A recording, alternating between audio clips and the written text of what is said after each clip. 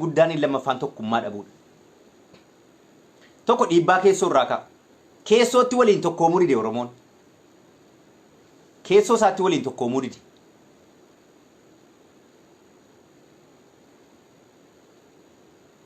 Tokkoomuu dide jechuudha keessootti. Fakkeenyaaf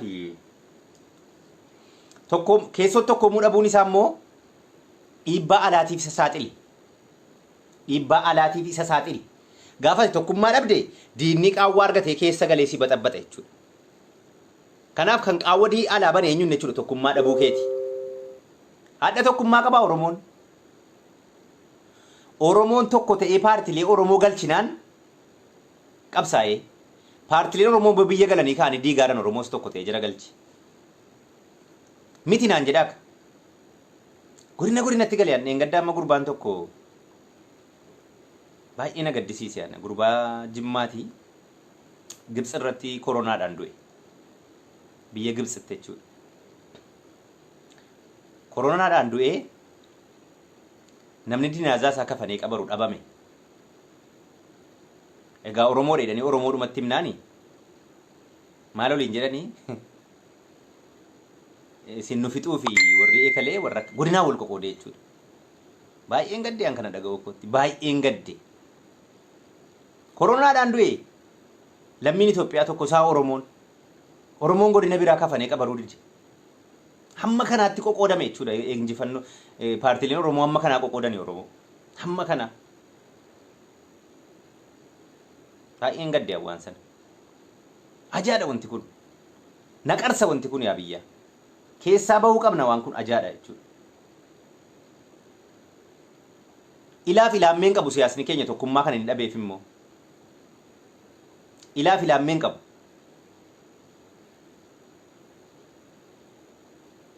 Ilaaf ilaammeen qabu. Nagaadhaaf mariidhaan waa hiikuun hin jiru.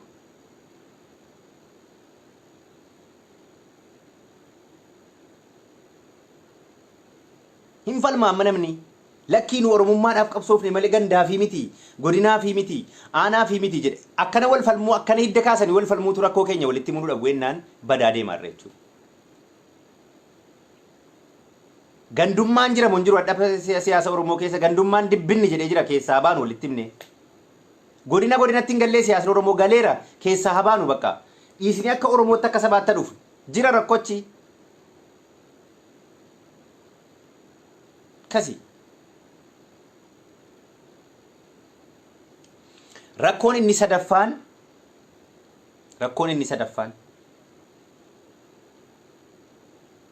siyaasni Oromoo moggaatti dhiibamuu isaati.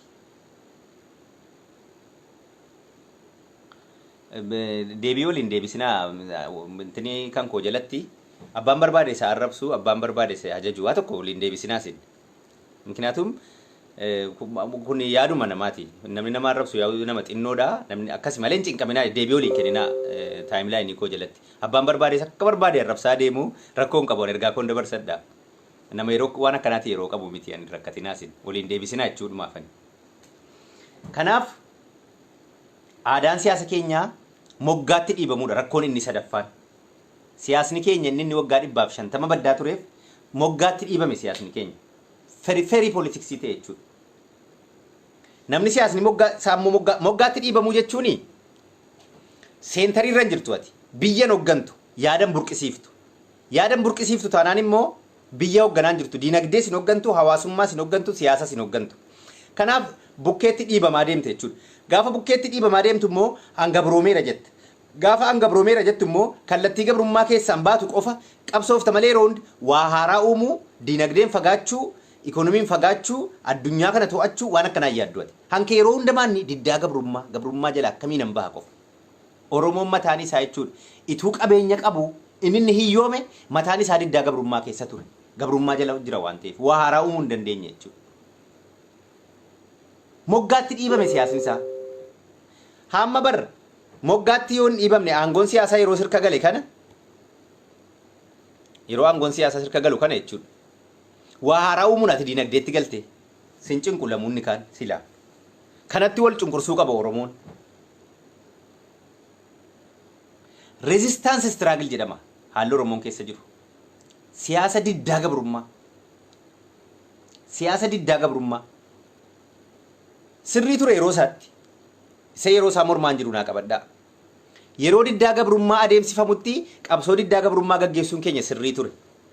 Warqee dhumti bareedaan sii kennamnaan fuuteeti.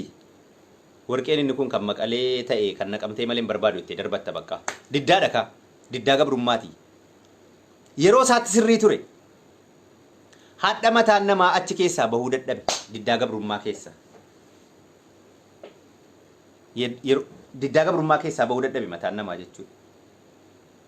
Siyaasni isaa dudduubbeetti bukkeetti dhiibamuunsaa moggaatti dhiibamuunsaa akkas godheen jechuudha. Achi keessaa bahuu dadhabama namni kan keenya hedduun jaallatee si'attanii inni waan jeequmsaa qofa possotu inni waan nama boossisu qofa possotu irra caalaa qabsaa'ota keenyaa mee ilaalaasin waan Oromoon ittiin gammadee uffay jedhee ashaqee buluun postii gochuun jaallatu feesbuukii irratti waan nama boossisu waan imimmaan nama harcaasisu rakkoon jira. Afrikaa taanaan baay'ee fuuloof rakkoodha. Fuul paakeejiidha Afrikaa keessatti rakkoodha. Rakkoo dubbachuu barbaannaan halkan 100 dubbatta jechuudha. Irra garuu developmental communication gaariidha. Waan gaarii isaa dubbataa gaarii itti geessu. Malee gadhee isaan dubbadhe ennaan gadheedha guutuu Afrikaa keessa gochi jiru hundi isaatu yoo gaarii itti geessite malee. Kanaaf diddaa gabrummaa keessaa bahuu dadhabe namni.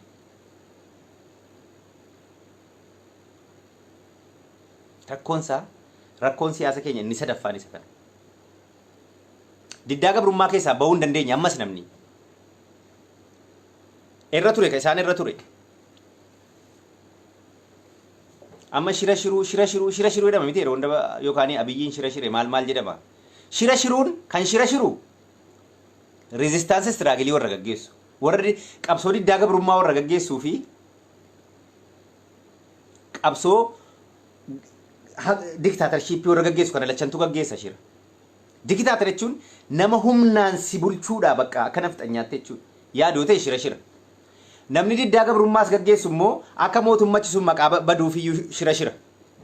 Amma akkanatti fakkaatutti shira shiruun irra caalaa warruma qabsoo diddaa gabrummaa gaggeessaa jiru keessa jira shira shiruun.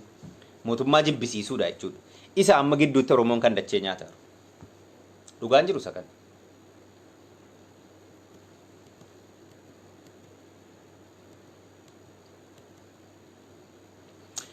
Rakkoon keenya inni kaan immoo rakkoon narfaffaan gabrummaa jala waggaa kan hunda nu tursiise aadaa siyaasa wal dhaggeeffachuuf wal tumsuu dhabuuti. Aadaa siyaasa keenyaa keessa wal dhaggeeffachuun hin jiru, wal tumsuun hin jiru. Uummanni Oromoo tokkummaa dhabuu isaatiin jaarraa tokko oliif cunqursaa keessa ture. Siyaasni isaa moggaatti dhiibamuu isaatiin yaada nama biraa fudhatee hojiirra oolchaa ture. Yeroo kana keessa illee ta'e takka hacuuccaadhaaf harka kennee hin beeku Oromoon. Waan tokkummaa hin qabneef garuu waan walitti dhufee tokkummaa hin qabneef qabsoon isaa galmatuun gahee waggaa 150 itti fudhate jechuudha. Waggaa 150 itti fudhate. Lakkii waggaa baddaa jiraachuun keenya bu'aa buuseera buufnee bu'aa buuseeraan qabsoo kaleessaatiif kabajan qabaate. Hadha irratti madaaluu dhabeen jedhaara malee an qabsoo kaleessaatiif beekamtii nan kennaan kabajas qaba. Yeroo jarri kaan waggaa 17tti galma gaanu hangafa taaneenuu paartiidhaanis yoo ta'e galma maaliif hin geenye tokkummaan qabnu. Isa kana dhugaa walitti deemuu qabna.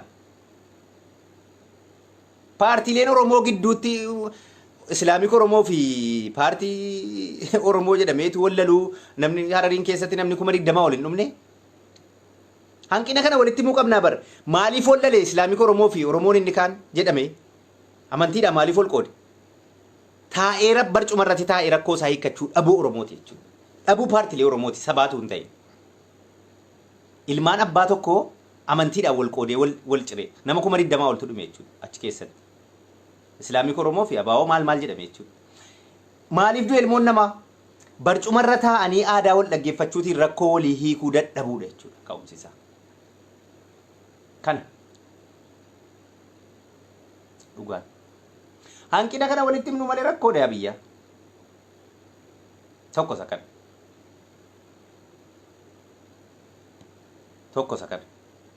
Wal dhaggeeffachuun hadhas hin jiru jechuudha.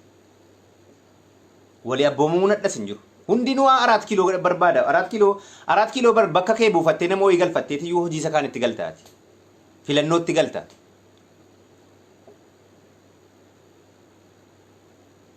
Inni kaan paartileen Oromoo gaafa biyya galanu maanni wanti jedhe galaniif wanta immoo Oromoon beekuu qabu. Harka dhiqatanii algaa irratti akka nama jaallatamu akka misiroo bareedduu wayii ijji kuulameenaan taa'anii aangoo fudhachuudhaaf biyyirka. Kanaaf galanii biyyi. Miti bar. Isa xiyyiitiidhaan walitti qabsaa'aa dhiisnee filannoodhaan wal mo'annaadha. Boqonnaa qabsootu bifa isaatu qayyarame malee qabsoon dhume qabsoo miti kan dhaabate. Sini galeera paartileen Oromoo amma jijjiiramni kun hin gufataara inni jarri jedhaaranu jechuudha.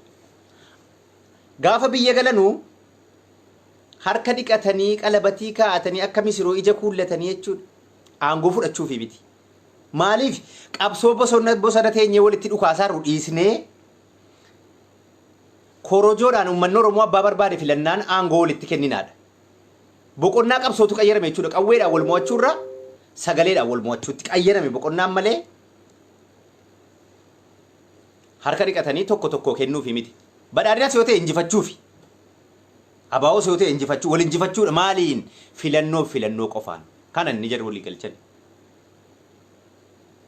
Malee badhaadhinni abbaa cidhaa ta'e diggisii qopheessee maal jedhee nyaachisee jira kaan qofaan gootti galchee galuu miti. Yoo dandeenyis injifachuuf jechuudha. Kana beekuu qabda yaa biyya. Badhaadhinnis yoo dandeenye injifachuufi yoo uummanni isa filate. Paartileen Oromoo biraas yoo danda'aman injifachuufi. Malee tokko harka dhiqatee taa'ee bareedduu wayii ati dachee nyaatteettaa kottuu aangoo fudhuu miti. Filannoodhaan haa ta'uudha wanti hundi qawween haafuudha. Kana wal dhaggeeffachuu dhabe namni filannoo qofaan wal injifanna jedhee gidduutti Oromoo wareegama kaffalaaraa jechuudha. Warra wal nyaatu gidduudhaa waa nyaatu jedha Oromoon immoo. Yeroo nu wal dhaggeeffachuu dhabne jenne jechuudha. Aarsaa qaqqaalii kaffallee dhufne kana baaggodhaa deemarraa jechuudha. Inni kaan tarsiimoo qabsoo saayinsawaa wallaalu jira. Tarsiimoo qabsoo saayinsawaa. Akka sabaatti illee rakkoo nurraan ga'eera wanti kun. Akka sabaatti. Fakkeenya gabaabaan sinitti maal. Osoo Abiyyiif Lammaan Bahardaariin gaafas dhaqanii uummata Oromoo nama 250 abbootii gadaa maal fudhatanii dhaqanii tokkummaa hawaasaa hin uumne injifannoon kun gabaabinaan as hin gahu. Osoo uummanni Amaaraa guutuun hin deeggarre injifannoo kana wallaahi eessa akkam. Akka jedhaan ruumitii siyaasni otu bu'uura wayyaanenitu Amaara keessaa bu'uura qabaate jechuudha. Amaarritu bu'uura naannoon Amaaraatu bu'uura wayyaanee ta'e injifannoon kun hin dhufu. Kanaaf sirrii ture jechuudha uummata Amaaraaf uummata Oromoo gidduutti hariiroo jaalalaaf Oromummaa cimaa ijaaruun jira sirrii ture jechuudha tarsiimoo sirriidha. Tarsiimoo saayinsawaa qabsoo Oromoo maaliif baddaa ture kana wallaale tokko. An fakkeenyan sinitti hima.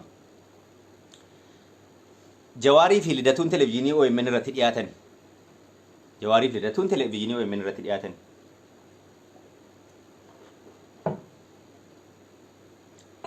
Galgaleeroon Feesbuukii banu biyyoo hanyaatu Jawaar Lidatu wajjiniin kunoo Amaaraa wajjiniin kunoo kana qofa Feesbuukiin guutuun.